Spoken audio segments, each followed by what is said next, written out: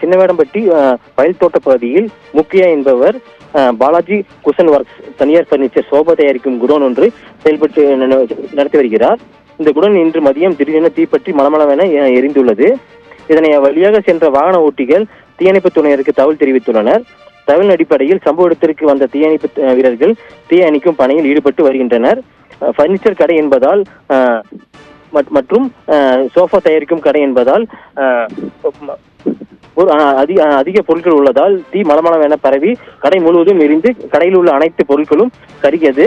தீயணைப்பு துறையினரால் 3 வாகனம் வைக்கப்பட்டு 3 தண்ணீர் பீச்சும் வாகனத்தை கொண்டு தீயை அணைக்கும் பணியை செய்து வருகின்றனர்.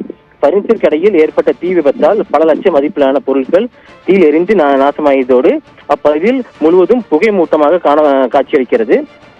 இது தொடர்பாக சரவணம்பட்டி காவல்துறையினர் இந்த பர்னிச்சர் கடை தீ விபத்து குறித்து வழக்கு பதிவு செய்து மின் கசிவு காரணமா அல்லது தீ விபத்து ஏற்பட்டதா அல்லது யாரும் தீ வைத்துள்ளதா என்ற கோணத்தில் சரவணம்பட்டி போலீசார் தீவிர விசாரணை மேற்கொண்டு வருகின்றனர்.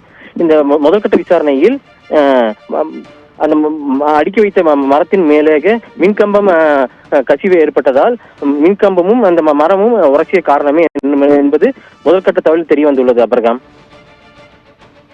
தகவலுக்கு நன்றி நந்தகுமார்.